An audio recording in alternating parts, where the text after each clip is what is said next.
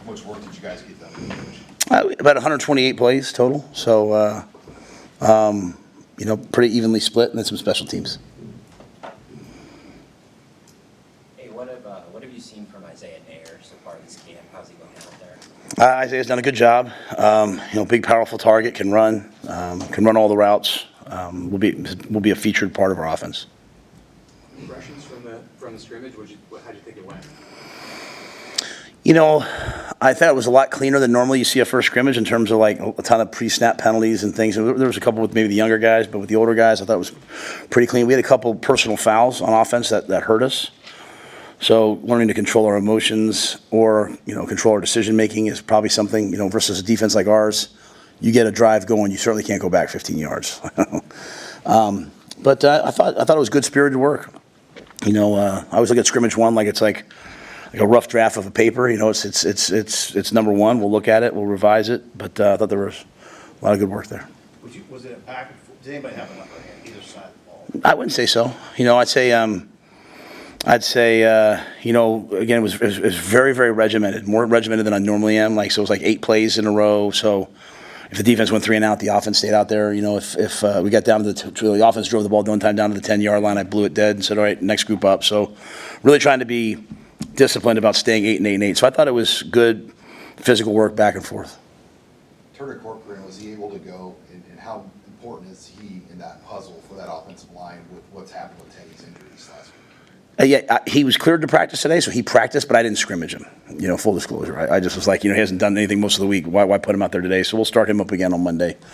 So he should be good to go, and I think he's really, really important piece. He's a guy who started a lot of football. You go back a couple of years, he's blocking those great DNs from Michigan and blocking them well in pass pro.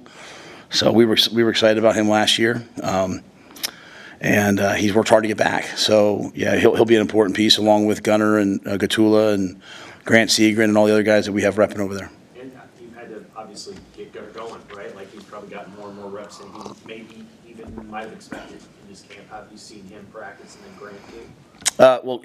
Gunner's done a good job. Gunner's excellent in the run game. It's just the confidence in the pass rush game, and I say confidence in the pass rush game, not ability. I had them pull his measurements. He's 6'6", 300 plus with 33-inch arms and 81 wingspan. I mean, those are the things you're looking for. If that guy was in the portal, we'd all be scrambling for him. So he's played against good players for a year now, year and a half really. So it's time for him to go. And I've seen good. I'm anxious to see this tape, because it's hard to see what the left tackle's doing in the middle of practice. But I'm anxious to see what he did today.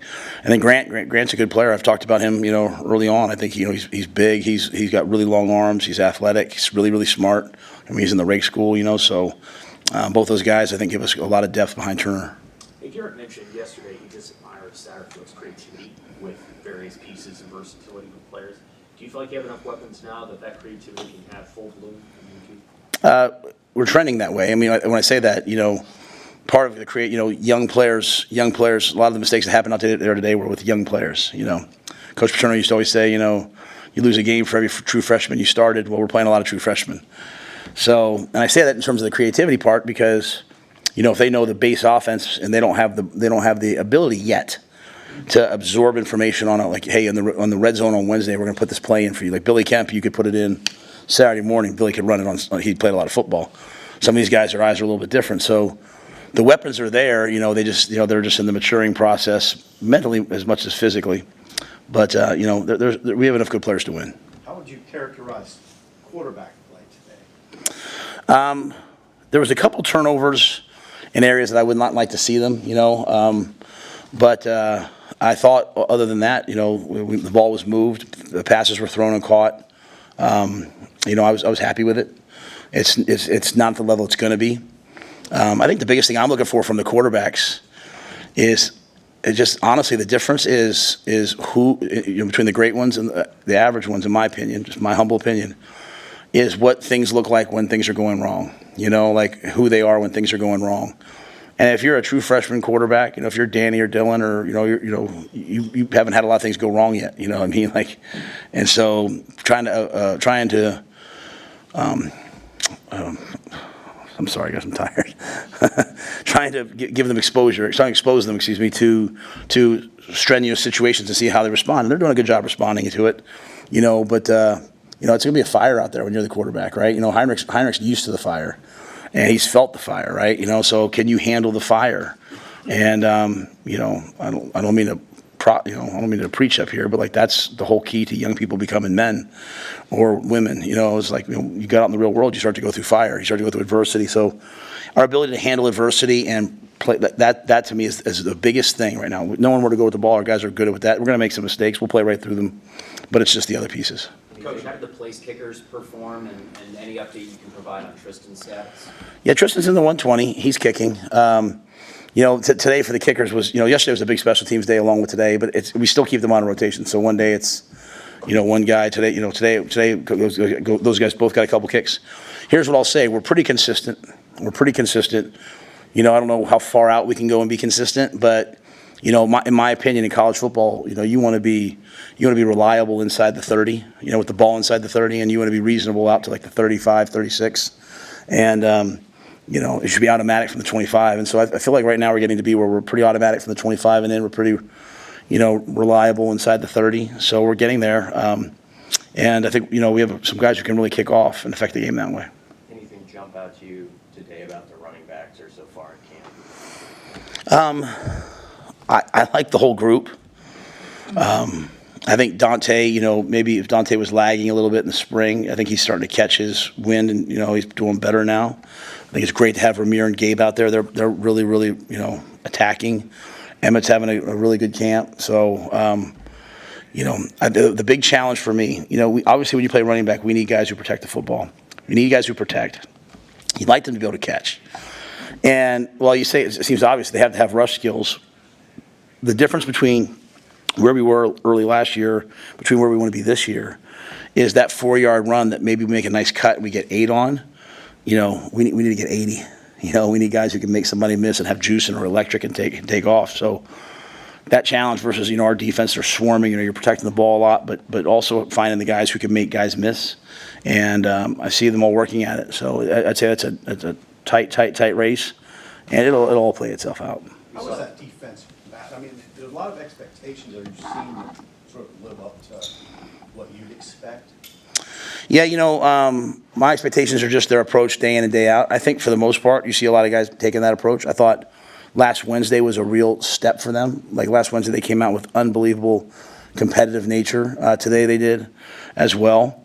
But, you go back to last year, what are the things that bothered us, right? The things that bothered us on defense were double moves, trick plays, big plays, right? And, four-man rush getting the quarterback, which we're getting way better at, and taking the ball away, okay? So, we're pretty good on defense. We should have success in practice, But can we do all those other things? Can we take the ball away? Can we not give up big plays? And so, I don't know the answer to that yet. Today there weren't a ton of big plays out there. We'll see how as we move forward if they can continue to improve that.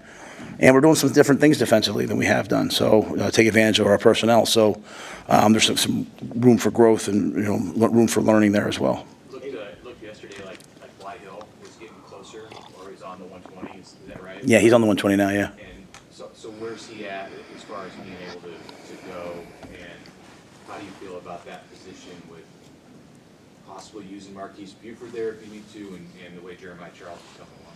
Yeah, Jeremiah got dinged a little bit today on his shoulder. Hopefully it's nothing major. It didn't I don't know what it was, but Bly's back. Bly can do individual and stuff like that. So he's still in the same timeline. I just felt like the best thing would do to get him in the meetings, to get him around, and so I think he's still sort of wait and see, not in terms of his ability, but just his health, when he's available. And trying to develop the other corners, between Sierra, between Jeremiah, between all those other guys, Marquise, want to get the best players on the field. So, I think there's some more depth than maybe is thought, but there's not a ton of experience, and that's a big difference. Speaking of the defense, you had, I think, 5 linebackers last year. I'm talking the middle linebackers that averaged between 25 and 35 snaps a game, you're able to keep a really good rotation. Do you feel like you can achieve that this year now that Nick and Luke are gone? And if so, who are those guys that are going to kind of move into that rotational role? Yeah, I would just be happy if we had three. I like rotating three. If you have four, great. I think the wild card last year was Mackay. Mackay would go in and play Jack some games. He could play Mike and Will. So, you look at it now between Mackay, Bullock, and Javen. We have three guys that we can put out there and play, and we know we can play. And then Steph Thompson's played in this defense a lot. Just him continuing to ascend in terms of his ruggedness. He's got a great feel for the game. And then you have the next group of guys. V9. He's a dynamic young player. All right, so he's a guy that I don't foresee much use for redshirting unless he needs to. Genatone, Gage Stinger's had a good camp. So Dylan Rogers. There's a lot of guys there. So, but if we have three, I'll be happy, right? Three. If it goes to, four, so be it. And you have to remember a lot of things last year. We had Nick with the knee coming off the knee, so there was a lot more rotation because of things like that, right? There was weeks where his knee didn't feel great. You had Luke who got sick in the middle of the year, got an infection, was out. So typically I'd be fine playing two. I'd love to play three, and if we have four, then great. So I think we're trending towards at least three, hopefully four. After there's some signs out there, closed practice. Was it a little more shut down than usual today? Yeah, I closed it completely. Yeah. Why is that? Because I thought, because we love when parents come, we love when former players come, we want when high school coaches come. I wanted the players to have like this space of like no one's watching. Let me just go play. You know what I'm saying? Like, you can say what you want. Like when your mom, your dad, your sister, brother's there's an extra little something. And I've had a lot of guys mention that to me. Like, hey, sometimes it's hard for me when parents are watching or it's just watching. So I thought just the two scrimmages. We would shut it down. Coach Osborne came, and no one had the guts to tell him to leave. So, and I certainly didn't. But I thought it was I thought there are some things like where we are right now. And again, even the way I did the scrimmage, I did it very much like we did it in 2019 at Baylor, which I know doesn't mean much, but like you have a veteran group creating situations as opposed to, hey, who's going to win, right? Like, I think we're so competitive that I don't need that anymore. Now I need them to, like, win a play and all of a sudden, hey, it's 4th and 3 at the 3. Can you snap into it? And so just, I wanted to create a lot of different situations, and I didn't want them to be focused on, hey, did we win this? Did we lose this? I want them just to play that rep and stay in the moment. And that's part of my process of us getting to be a team that doesn't, struggle down at the end of the game, that stays in the moment, was just trying to create that bubble today. Did they respond the way you wanted to in that setting, where closing everything down? Did it achieve what you wanted it to? I don't know. I think it's something you do. You don't know if there's going to be a tangible, effect, but you're just like, hey, this just seems like a special day. It's like our first day. Let's go out there and do it. And I'd love to be in the stadium, but I thought it was important to be on grass, So we went out, we played on the grass today. So maybe it didn't have the same feel. We wore those Guardian caps now at practice, so it doesn't have the same sound as it used to have. So sometimes I have to go back and watch the tape just to say, hey, what does it look like? Because at the end of the day, you are what you put on tape, right? So looking at it as coaches, we are what we put on tape. The players are, so watch the tape. But I think the biggest thing I can say about our team right now is I can put the third team offense out there against the first team defense, and it looks like football. And it didn't look that way last year. I can put the third team defense out against the first team offense, and it looks like good football. So our depth is significantly improved from where we are. So I'll have to watch it, but I hope it did. We haven't heard much from the players about being in the dorms and camp. And, last year at this time, that was a lot of the talk about just the newness of that and what it was like. Complaints or if they liked it. What's it been like from your view this year? Is everything a lot more normal, just comfortable with what's going on? Yeah, and we're moving out today, and I think it's kind of year 2, right? They kind of know this is what we do. This is what's expected. I don't. It's not not as big of a deal. Like Sad asked me. Marcus was like, "Hey, do you think I could stay in the dorms next week? Why am I driving 30 minutes, 25 minutes when I can just sleep in Selleck, air conditioning, walk over, go to work?" So, but yeah, and again, I think that's a good thing, right? We're in Selleck not to have that be like a team thought process, a storyline, just to be around each other, right? So that's why we do it. I think we're getting to the point now where, like, the real stories on our team are like football. Like, hey, am I playing hard? Am I doing the right things? I'm not giving these long PowerPoints about how to behave and act and do the right thing. Like, we're talking about, hey, third down, 2-minute, situational football. I wanted to ask about Prince Watt, who was at practice yesterday. He has a lot of talent. I mean, everybody can see that he has that ability. How do you feel like he's living into that now that he's back? And what's the next step for him to get where you want him to be as a pass rusher and just as a player? Yeah, Prince Will's career will be defined by his process, like his taking care of his body, his preparing, his work ethic in terms of how he practices and how hard he plays. The talent is everywhere, and he's a great young man. Loyal, family guy. It's just last year you're a freshman, you have some success, some streaky success, you get some awards. Your second year now you got to do it every day. Like, now you got to do every rep, right? And that's where guys make the jump. That's where you see guys like Jamari and them, like, they're consistent every day. It might not be perfect every day, but they're consistent. So I think it's just those things from Prince Will. Him and MJ, and then, Willis McGahee, Maverick Noonan, we have a really good jack room. Like, those guys, you could play with multiple jacks. And they're all kind of figuring out who they are as pass rushers. Like, Prince Will's a completely different pass rusher than MJ, and they're really bought into that. But I think Prince Will's one of those guys. When you look at the team, like, hey, to have a great year, a guy like him has to come on. A guy like him has to be like a difference maker for us. And for me, it all starts with just what his process is. Hey, Coach, injury report. Jake Peter, is he out? And were there any other guys that stuff? Yeah, Jake had a injury, had surgery, lower extremity. Probably be out for most of the year. Not an ACL or anything like that. Just had a repair of his meniscus, so he'll big guys, you try to take it easy. So hurt it early. Bryce Turner had broke a bone in his hand, so he'll be out for an extended amount of time as that heals. Those are really the two that come to mind. Coach, do you know what you're doing about the single digits yet? That was a talk last August.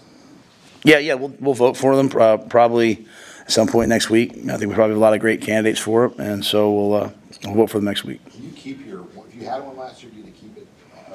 If you've earned it, yeah, if you've earned it.